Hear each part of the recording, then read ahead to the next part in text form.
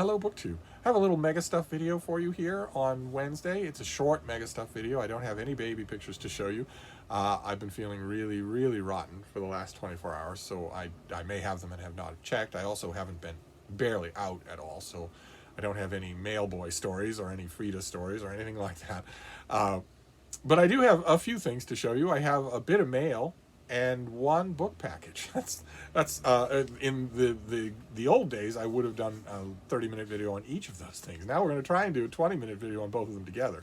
I got two periodicals in the mail. One is the Martha's Vineyard Gazette, which has seen better days. It got to me all ripped apart, but this is the broadsheet newspaper of the island off the coast of Massachusetts, Martha's Vineyard, which is wonderful. I am a book reviewer for them, and as like everybody else, you get the Gazette and you turn to the back, to the nature columns. There are 3 nature columns: birds, all of nature, and then gardening. And those are the place where everybody goes. Although this particular issue of the Vineyard Gazette also had to do with the Bluefish Derby that took place this weekend. It's a big Martha's Vineyard event, and the front cut. Pandemic is no match for the Derby fever. That it's a hallowed vineyard event, and people were wondering whether or not the pandemic would affect it. The pandemic's been a question hanging over the vineyard for the whole of the year, and I'll be interested to see what the end numbers will be for how the pandemic affected this tourist industry.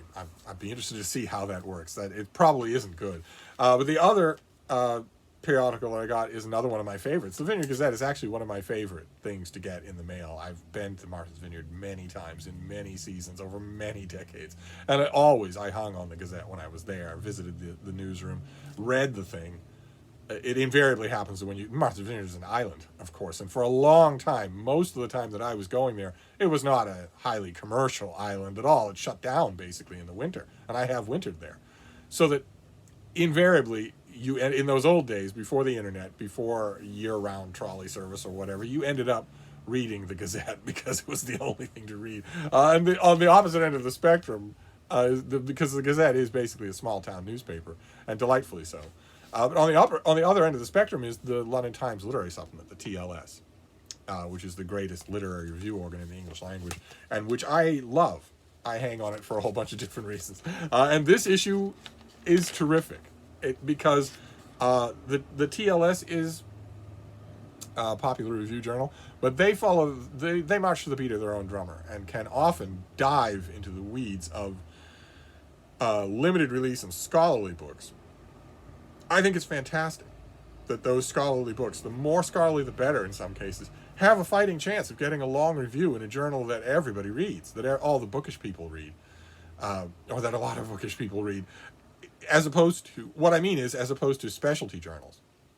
So that if somebody writes a book on the coinage of the late Byzantine Empire, if the book is engaging enough, or if it catches the attention of a TLS favorite, a stable member of the TLS reviewing squad, it can get a review in the TLS, and that's a big deal, I think. I love its mixture of extremely scholarly stuff with extremely wide distribution, well-known general interest stuff. And one of the things that's interesting to me about this particular issue is that it's mostly, this time around, broad release general interest books. And that is fascinating to me because whether it is or not, you're still going to get a great write-up in the TLS. Like, for instance, Edmund Gordon reviews at length Inside Story by Martin Amis, which is subtitled How to Write. Martin Amis's big new book. Among other things, his friendship with Christopher Hitchens and his married life. And Gordon starts off just fantastic. I want to read you a little bit of an exorbitant selection from it. Literary fashions are subject to same patterns of displacement and revival as fashions in anything else. The current craze for novels that hug the shores of the author's own biography, see Karl Ove Nosgaard, Ben Lerner, Rachel Cusk, isn't all that different from the higher autobiography, symbolized here with H.A., the higher autobiography that was the latest thing in the early 1980s. See Marguerite Duras, Raymond Carver, Philip Roth. Before magical realism came into vogue, quote, a lot of people complained about higher autobiography, Martin Amis wrote in his own on-the-level autobiography Experience in the year 2000. I complained about it. As a reviewer, I hounded Philip Roth through his Zuckerman years, writing about writers, writing about writing. His compulsive self-circling, I felt, were stifling his energy and his comedy. And Amos goes on. He writes, one of the assumptions behind H.A., I think, went as follows. In a world becoming more and more this and more that, but above all becoming more and more mediated, the direct line to your own experience was the only thing you could trust. So the focus moved inward with that slow zoom a writer feels when he switches from the third person to the first. And then Edmund Gordon continues with an assessment that I largely agree with. It was a surprising remark from a writer who has squeezed so much mileage out of generalizing from his own experience. Amos once told an interviewer that, as a novelist, quote, you assume how you feel is how everyone feels. But tapping that line evidently opened something up for him. It actually unstifled his energy and comedy. Experience is, to my mind, the best book he has published this century, followed at an intimidating distance by The Pregnant Widow in 2010, a novel he has described as blindingly autobiographical. I'm not counting The War Against Cliché, a collection of book reviews that first published between 1971 and the year 2000, as fully belonging to this century, though it had a galvanic effect on me when it came out in 2001, imparting a sense of literary journalism as alternately celebration and blood sport, and pulling off the supernatural trick of making it look sexy. I totally agree with that. The War Against Cliché is incredible. It is an incredible anthology. Anyway, I took eager note when in 2016 I read that he was working on an autobiographical novel about 3 other writers, Philip Larkin, Saul Bellow, and Christopher Hitchens. I have to report that the finished product is a considerably weirder proposition than I'd been anticipating. For one thing, Inside Story doesn't seem entirely sure of what sort of book it is. Near the beginning, it describes itself as an autobiographical novel, and a bit later on as a novelized autobiography. And if not strictly interchangeable, then both of these seem to point towards factual material imaginatively sculptured. But when Amos writes about that it is, quote, about a life, my own, so it won't read like a novel, you realize he must have his own peculiar definitions in mind. Like Experience, Inside Story zigzags around in time and subject matter and makes extensive use of footnotes. But its sentence-by-sentence texture is much lumpier than that of the earlier book. It moves between the first and third person, seemingly at random, and sometimes in the course of a single paragraph. Its approach to naming others is equally eccentric. Aliases are granted to Amos's wife, children, and siblings, though these figures are indistinguishable from those who appear in Experience and other books under their own names. But not to his parents, not to Larkin, Bellow, or Hitchens, and not to my pal Salmon. The whole thing is framed and punctuated by sections in which the author imagines himself dispensing technical advice to a young houseguest who is, it is hinted, may be an earlier version of himself, hence the kooky subtitle, How to Write. And the rest of the review is equally ham-handed and fun. It's a fun review, a really good one, probably the best review the book will get. I thought it was fantastic. Just my problem with Amos usually is that I'll get about 30 or 40 pages into his book and just get bored. Because by page 30 or page 40, not only has he telegraphed everything he's going to do on the page, but he also seems bored himself. And this was very different from that, I thought, right from the beginning to the end. Wish I had a printed copy of it. That's a rare thing where I wish I had a printed copy of it, because it's going to get reviewed everywhere, and I want to stick the reviews in it. I don't know how I'm going to do. I haven't figured out what I'm going to do yet. If I switch over to mostly e-copies, I don't know what I'm going to do with printed reviews. I guess I'll just have to stop bothering to save them. Then BJ Silcox reviews Red Pill by Harry Kunzru, which we saw a small excerpt from, about the dismal realities of freelancing. The review of Red Pill is really good. I didn't dig right down into it because I haven't read Red Pill yet. And Toby Lichtig reviews Shuggie Bain by Douglas Stewart, and does a really, really good job right up until the last paragraph of his review, when he decides to throw cold water on the whole idea, not only of the book, but of reviewing it. This is the last paragraph of his review. Stewart has described Shuggie Bain as a love story to Glasgow, and beneath the desperation, misery, and store is a city teeming with life, and a cast of characters vivified by sharp dialogue, rich, dark humor, and driven by an irrepressible instinct for human contact and, in a certain sense, transcendence. If it reads like a slice of social history with its television meters and its anti-Thatcher graffiti, then the struggles it describes remain all too contemporary.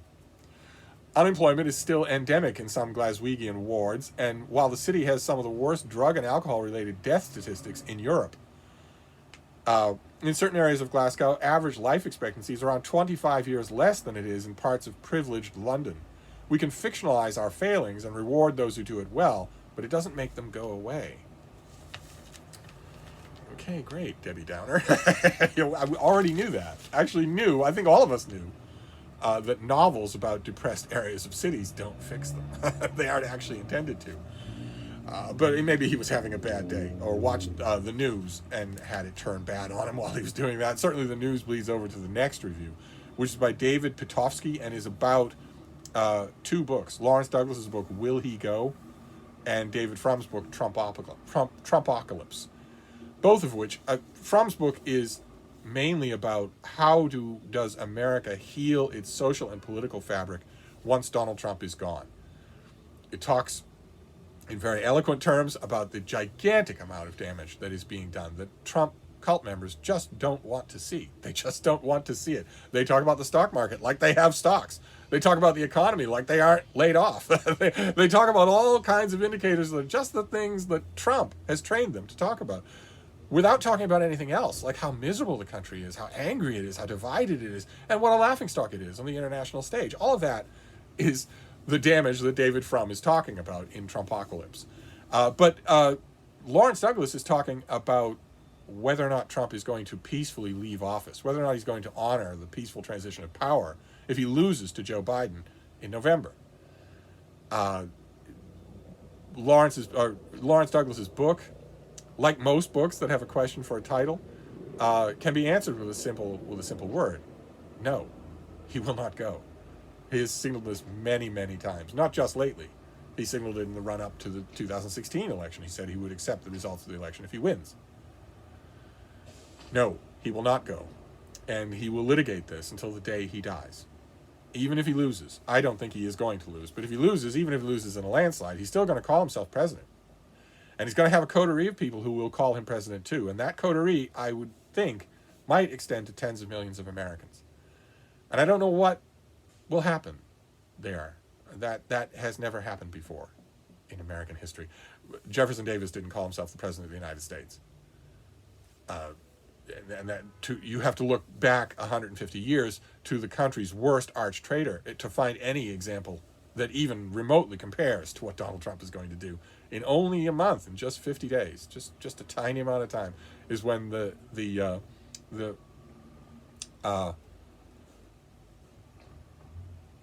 when the nightmare really begins. People have been complaining on social media, of course, for over a year now about how horrible this election is.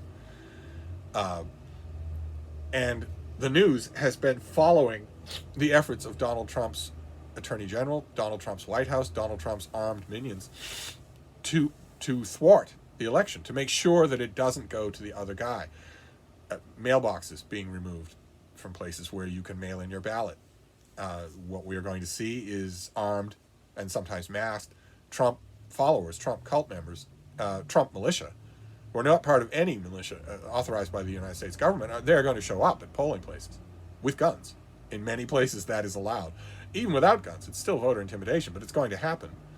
And on and on and on. Redistricting and vote suppression have been the main instruments of the Republican Party for the last 4 years. I myself think that all of that will bear fruit.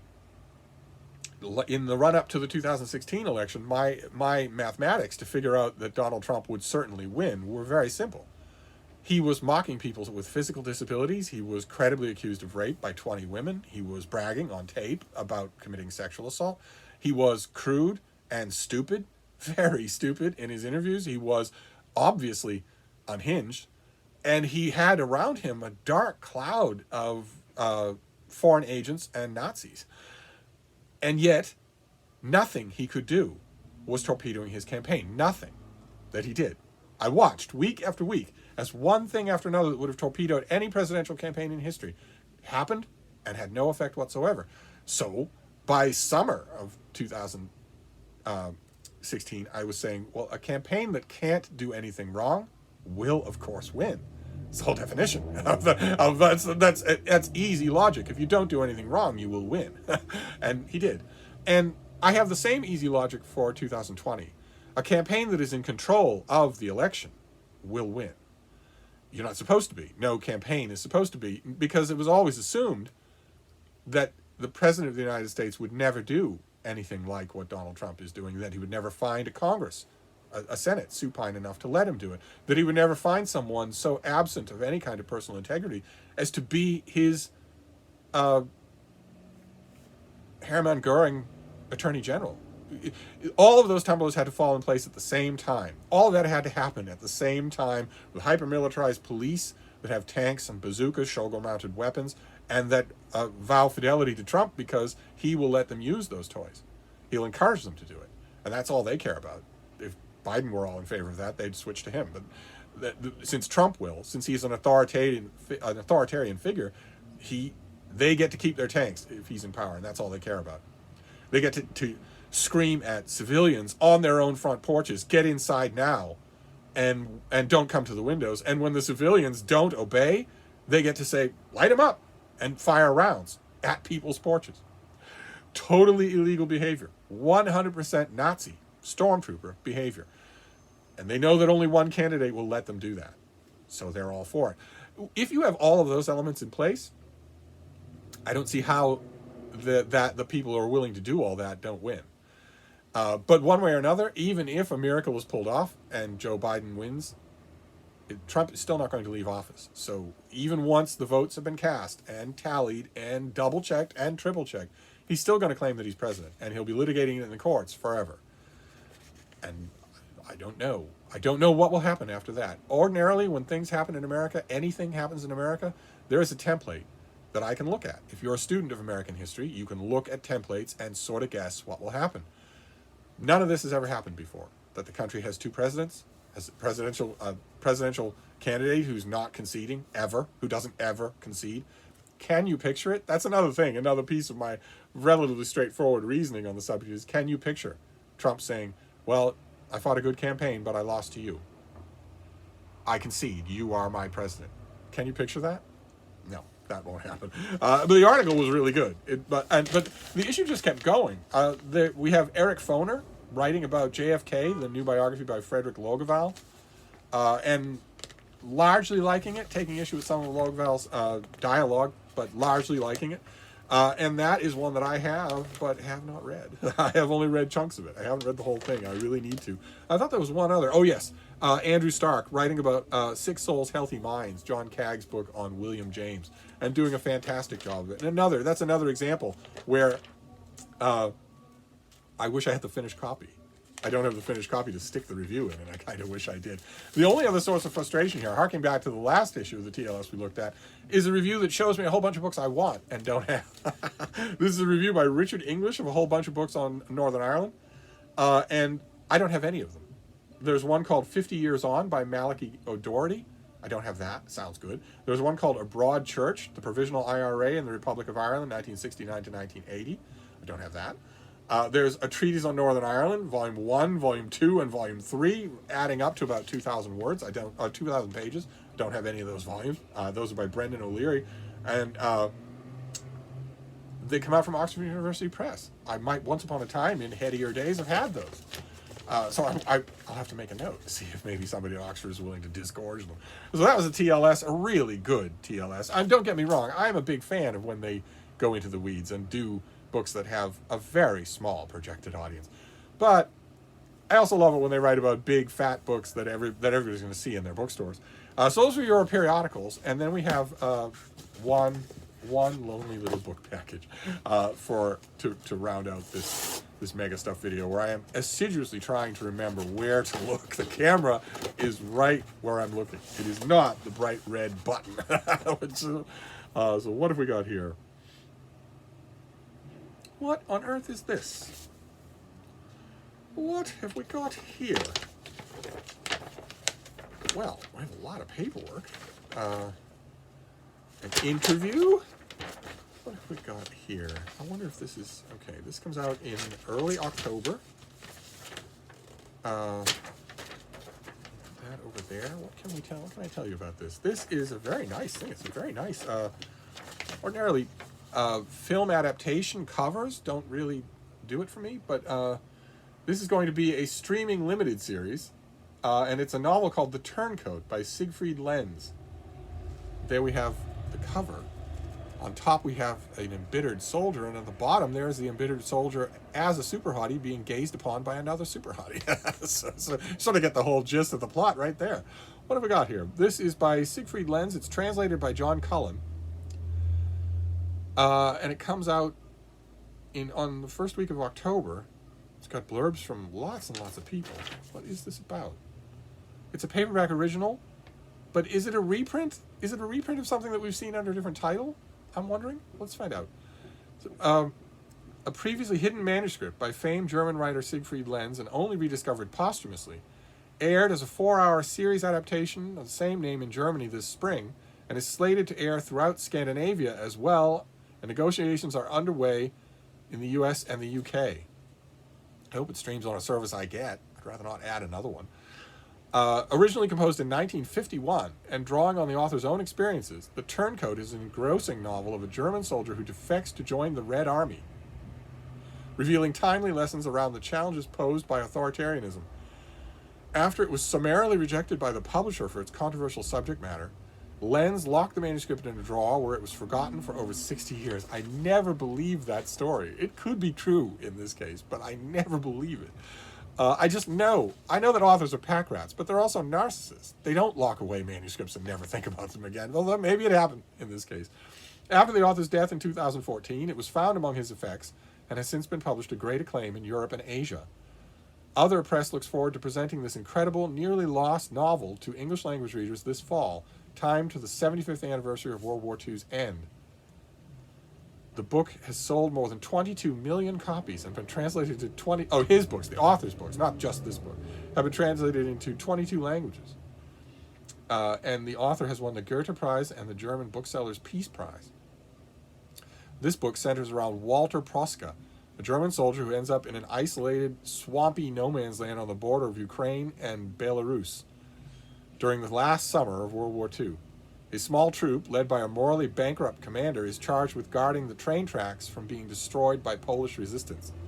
They're vastly outnumbered, and the insects and the heat are relentless.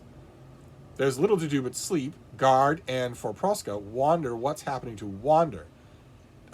Actually, I should invert those. Wonder what's happening to Wanda, the beautiful Polish resistance fighter who tricked him into helping her. Sitting or hiking for hours on guard duty with his new comrade Wolfgang, Proska also begins to reflect on his loyalty to Germany, and if he may be on the wrong side of a war that's all but lost. What is keeping him from simply leaving this hopeless, pointless mission in the wilderness? Would it be possible to make a new life with Wanda if the world once again settles back into uneasy peace? I admit, I'm intrigued.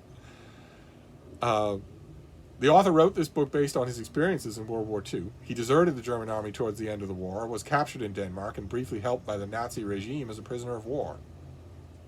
At the time of his death, he was an enormously popular writer in Germany, most known for his novel The German Lesson. Okay. Fantastic. So do I have all the information that I need? Early October, translated by John Cullen, a paperback original. I don't know. I don't think this has ever been published before in English, so I don't think I have to worry about it.